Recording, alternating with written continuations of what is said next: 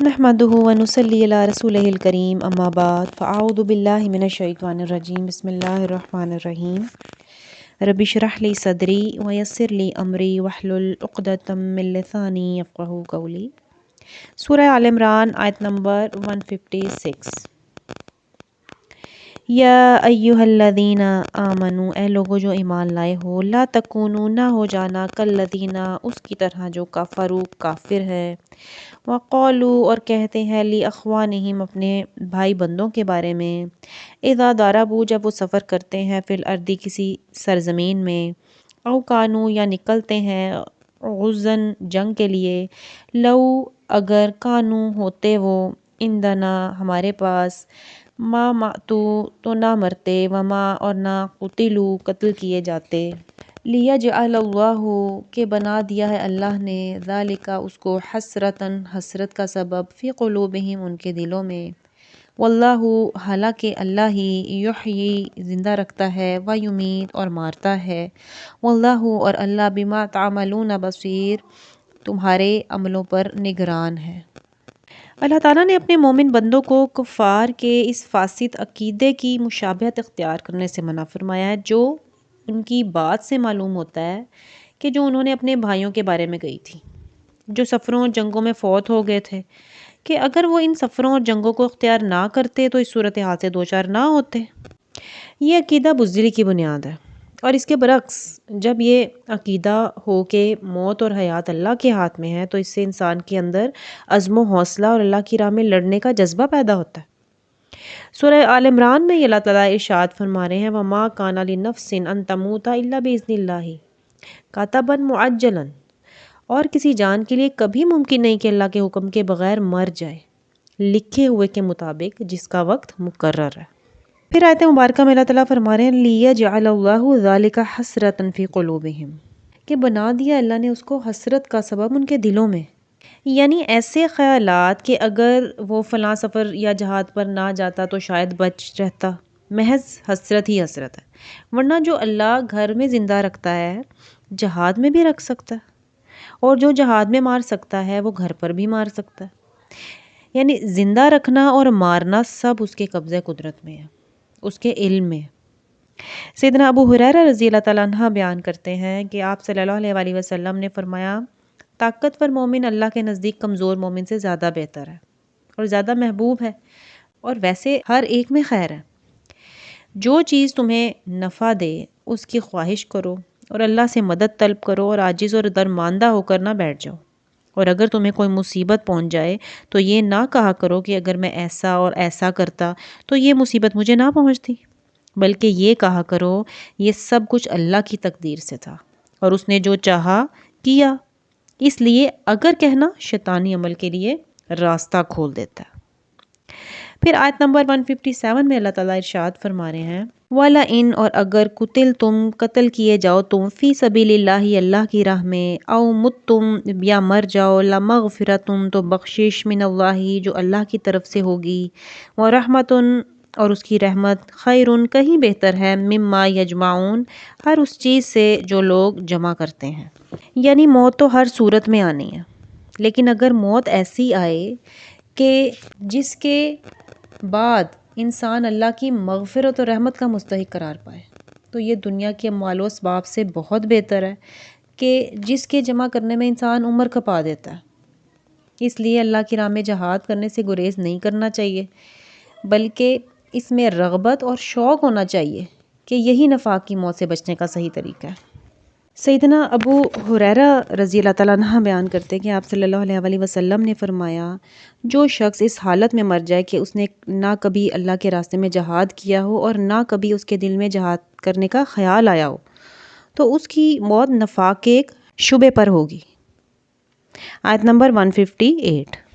وَلَئِن، اور خواہ متم، مرو تم، او، یا قتل تم، قتل کیے جاؤ، الی اللہ، بہرحال اللہ ہی کے حضور، تحشرون، پیش کیے جاؤ گے تم، یعنی موت اور شہادت کی صورت میں اللہ کے ہاں ہی پلٹنے والے ہو، یعنی یہ جان جو اللہ کی امانت ہے، اگر اسے اللہ کی راہ میں دے تو اس کی بہترین قیمت ملے گی، یعنی حسن مآب، اور اگر اس جان کو یوں ہی دنیا میں لوٹا دیا جائے، دنیا میں ہی کھپا دیا جائے، تو سب کچھ لا حاصل ہے، یعنی بے معنی، حالانکہ دونوں صورتوں میں انسان کو اللہ ہی کی طرف پلٹ کر جانا ہے۔ پھر آیت نمبر 159 میں اللہ تعالیٰ ارشاد فرما رہے ہیں فَبِمَا، سو یہ کتنی بڑی رحمت ہے من اللہ، اللہ کی، لنتا آپ نرم مزاج ہیں، لہم ان کے لیے، ولو اور اگر کہیں کنتا ہوتے آپ، فضن سخت مزاج، غلیظ القلبی اور سنگ دل، لنفدو تو ضرور منتشر ہو جاتے یہ، من حولکا آپ کے گرد و پیش سے، فاعفو پس معاف کر دیں، عنہم ان کو، واستغفر لہم اور دعائے مغفرت کریں ان کے حق میں، وشاورہم اور مشورہ لیتے رہیں ان سے، فی الامر دین کے کام میں، فائدہ پھر جب عزمتا پختہ فیصلہ کر لیں آپ، فتوکل تو توکل کریں اللہ اللہ پر، ان اللہ بے شک اللہ، یحب المتوکلین دوست رکھتا ہے توکل کرنے والوں کو۔ یعنی غزوہ احد میں اللہ کے رسول کی نافرمانی کے نتیجے میں مسلمانوں کو جو سزا ملی وہ عبرتناک تھی، اور اس واقعے کا ایک پہلو یہ بھی ہے کہ خود رسول اللہ صلی اللہ علیہ وآلہ وسلم نافرمانی کرنے والوں پر شدید گرفت فرماتے یا کم از کم ان سے خفا ہی ہو جاتے، مگر یہ بھی اللہ کا بڑا احسان ہے کہ آپ صلی اللہ علیہ وآلہ وسلم مومنوں کے حق میں بہت نرم دل تھے، ورنہ اگر آپ سخت دل ہوتے یا کم از کم اسی نافرمانی پر شدید گرفت فرماتے تو پھر مسلمان آپ کے قریب آنے سے ہی گریز کرنے لگتے۔ اب اللہ تعالیٰ آپ صلی اللہ علیہ وآلہ وسلم کو ہدایت فرما رہے ہیں کہ آپ بھی ان سے درگزر کریں، اور نہ صرف درگزر فرمائیں بلکہ ان کے لیے مجھ سے بخشش بھی طلب کیجیے،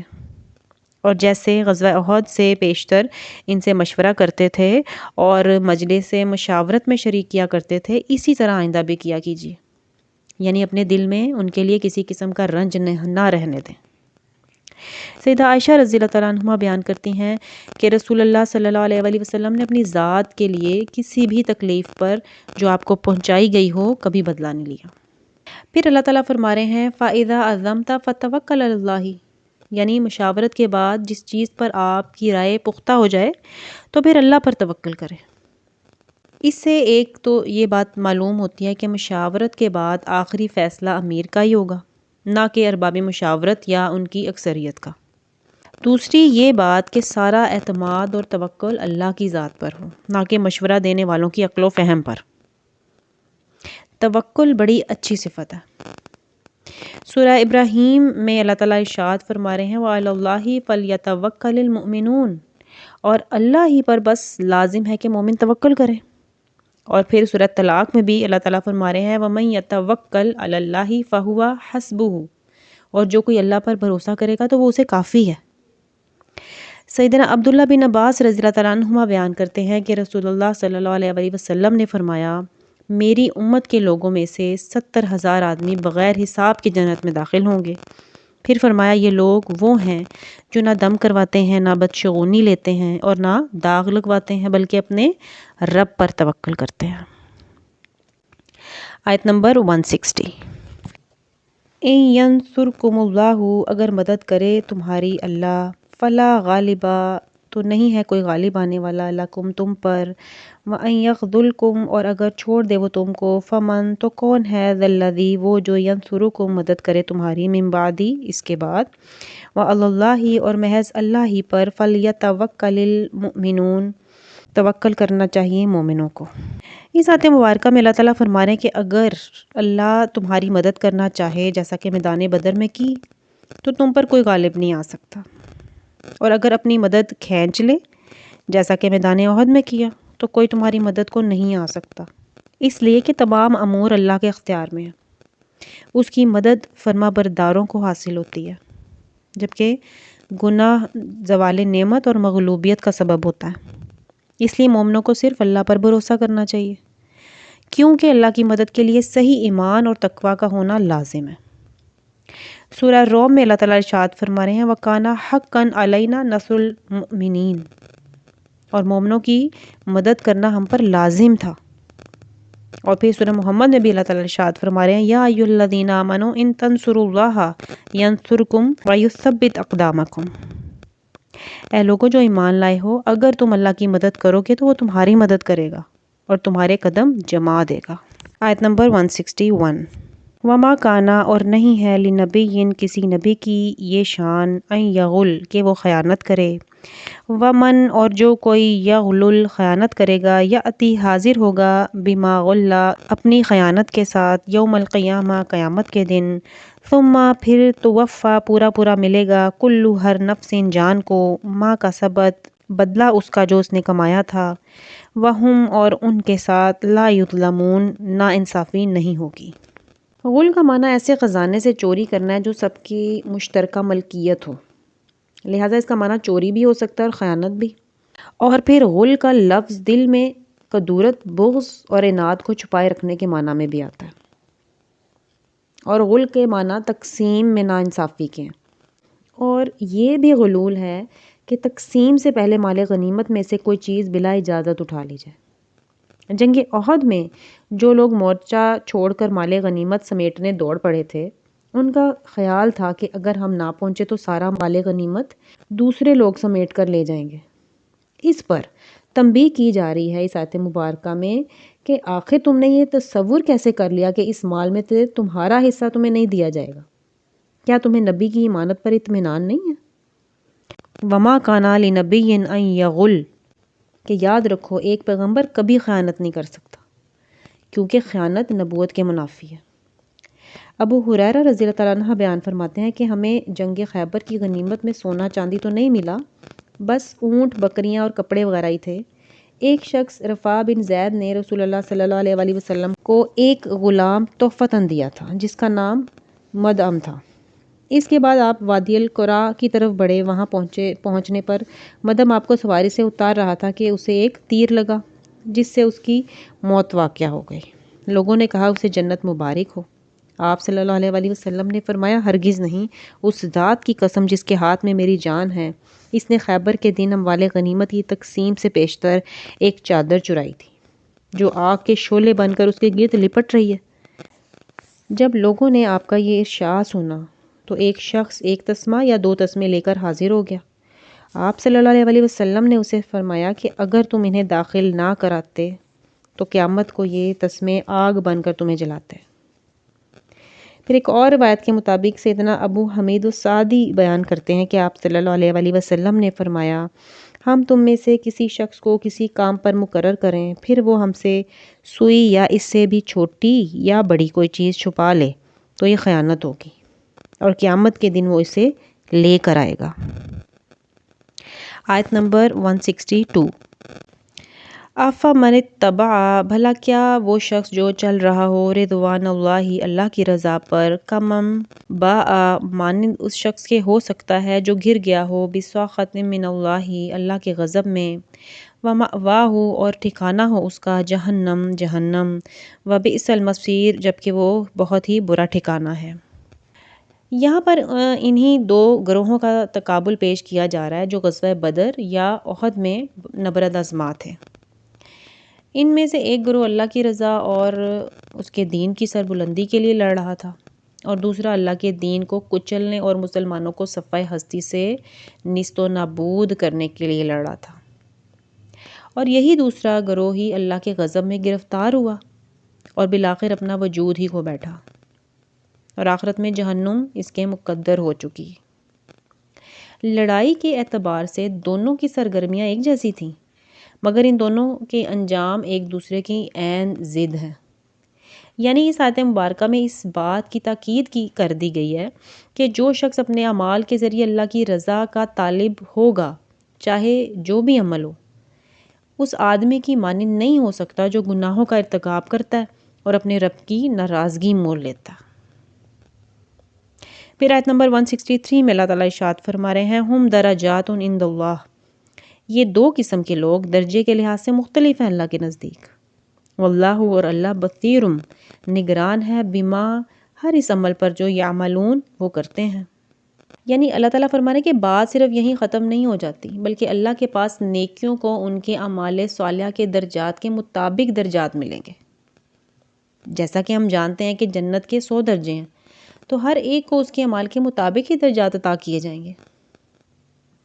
پھر اللہ تعالیٰ آیت نمبر 164 میں ارشاد فرما رہے ہیں لقد یقیناً من اللہ بڑا احسان کیا ہے اللہ نے علی المؤمنین مومنوں پر اذ بعث فیہم کہ بھیجا ان میں رسولاً ایک رسول من انفسہم انہی میں سے یتلو جو پڑھ کر سناتا ہے علیہم انہیں آیات ہی اللہ کی آیات ویزکیہم اور تزکیہ نفس کرتا ہے ان کا ویعلموہم الکتاب اور تعلیم دیتا ہے ان کو کتاب اللہ کی والحکمت اور سکھاتا ہے ان کو حکمت وَإِن كَانُوا اگرچہ تھے وہ من قبل اس سے پہلے لفی ضلال مبین یقیناً کھلی گمراہی میں۔ یہاں من سے مراد کوئی بہت بڑا احسان کرنا ہے اور وہ بہت بڑا احسان وحی الہی اور اس کی روشنی ہے، یعنی اللہ نے مومنوں پر بڑا احسان کیا ہے کہ اس نے انہی میں سے ایک پیغمبر بھیجا، یعنی انہی کے جنس میں سے، تاکہ وہ آپ صلی اللہ علیہ وسلم سے مخاطب ہو سکیں، آپ صلی اللہ علیہ وسلم سے بوقت ضرورت سوال کر سکیں، آپ کی ہم نشینی اختیار کر سکیں،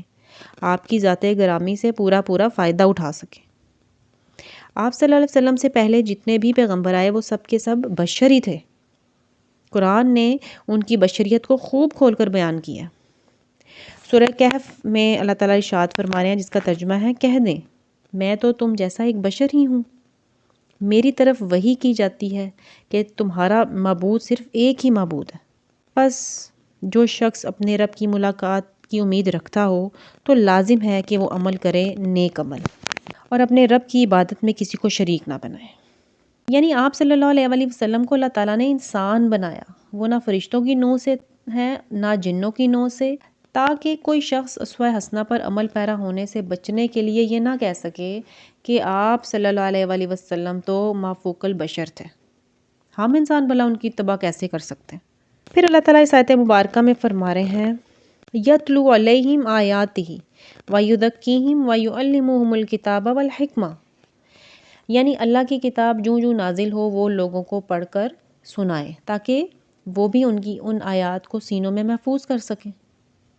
اور پھر یہ کہ اپنے پیروکاروں کا تزکیہ نفس کرے،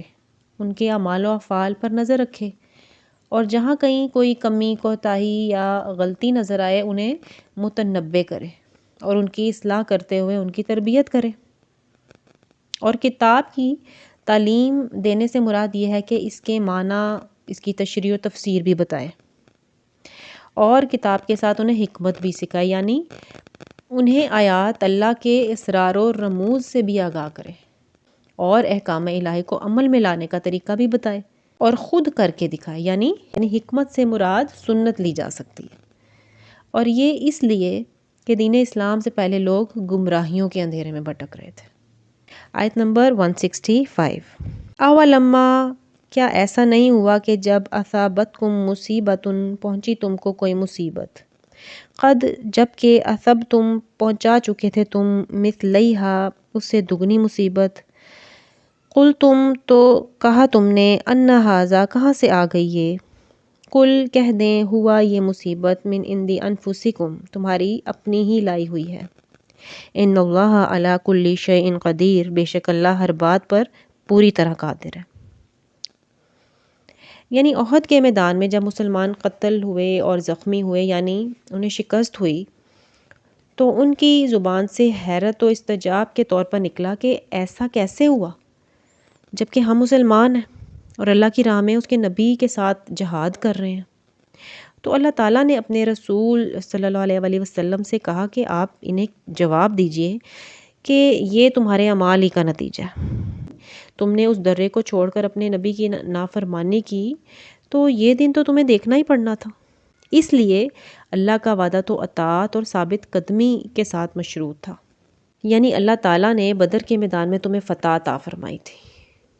تم نے اپنے اس موجودہ نقصان سے کافروں کا دگنا نقصان کیا تھا